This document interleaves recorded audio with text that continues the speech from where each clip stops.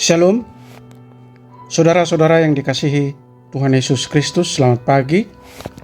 Selamat berjumpa lagi pada renungan pagi ini. Damai sejahtera Allah Bapa dan sukacita Roh Kudus menyertai kita semua. Kiranya kasih dan hikmat Tuhan Yesus Kristus memberkati dan menolong kita untuk melakukan tugas dan pekerjaan kita masing-masing di sepanjang hari ini.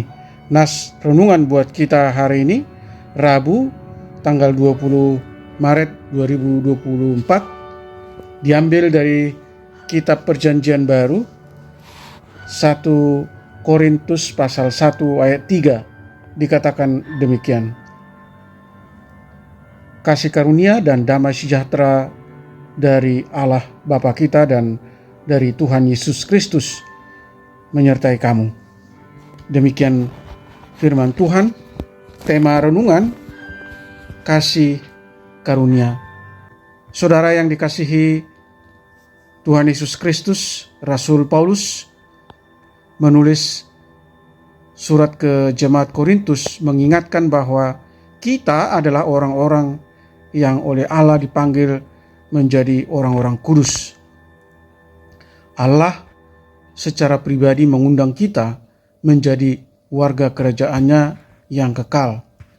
Kita menerima Allah dengan cara menerima anaknya Yesus Kristus dan dengan mempercayai karya yang telah Dia lakukan di kayu salib untuk mengampuni dosa kita. Itu tidak kita bayar, itu pemberian kasih karunia Allah. Kasih karunia adalah pemberian keselamatan secara cuma-cuma oleh Allah untuk kita di dalam Yesus Kristus. Dengan menerima kasih karunia, maka kita memperoleh damai sejahtera. Baca Roma pasal 5 ayat 1. Saudara yang terkasih di dalam Yesus Kristus, kita semua yang sudah ditebus oleh Allah melalui anaknya Yesus Kristus, kita memiliki kasih karunia untuk menjalani kehidupan ini, untuk bersaksi bagi Kristus, serta bisa hidup berdampingan satu dengan yang lain dengan damai sejahtera yang diberikan oleh Yesus Kristus. Yang sudah menerima kasih karunia dari Tuhan Allah tidak mau terpecah belah oleh berbagai hal yang ada di dunia ini. Pergumulan, kesulitan, perbedaan, kegagalan saat ini bukan akhirnya, tetapi beriman kepada Yesus Kristus yang memberikan kita damai sejahtera. Saudara yang terkasih di dalam Yesus Kristus, inilah tandanya bahwa seseorang hidup dalam kasih karunia Tuhan, ialah dia akan memanfaatkan dan mempergunakan segala sesuatu dalam kehidupannya untuk hormat dalam kemuliaan Tuhan. Sebab dia tahu persis bahwa hidupnya semata-mata hanya karena kasih karunia yang seharusnya mati dan binasa, namun Tuhan selamatkan untuk beroleh hidup bersama Tuhan dalam kekekalan. Amin. Mari kita berdoa.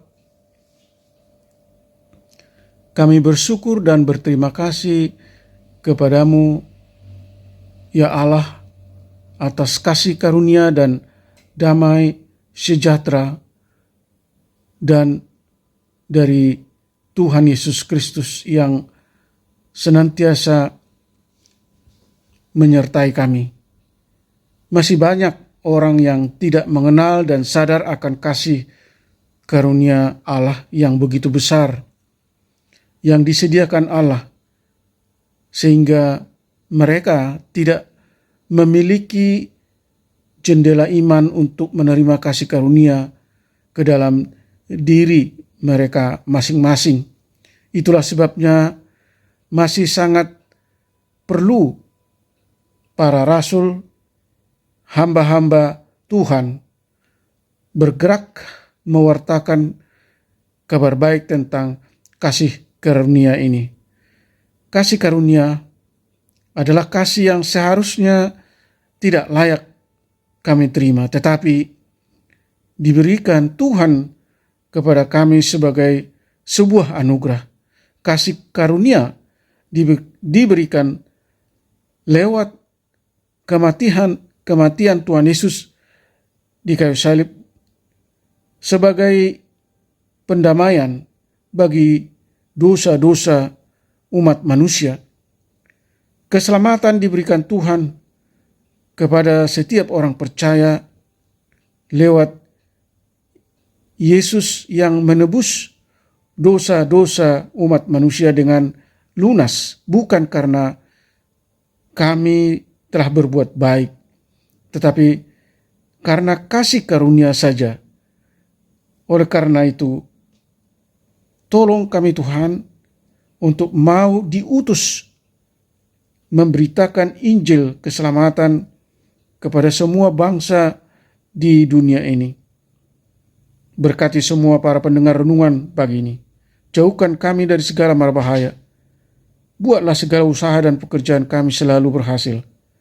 Sembuhkan mereka yang sakit dengan kuasa dan belas kasih-Mu yang tak terbatas. Topang mereka yang letih lesu dan berbeban berat. Hibur mereka yang berduka dan bersedih. Terima kasih Tuhan. Kami berdoa dan mengucap syukur dalam nama Tuhan Yesus Kristus. Amin.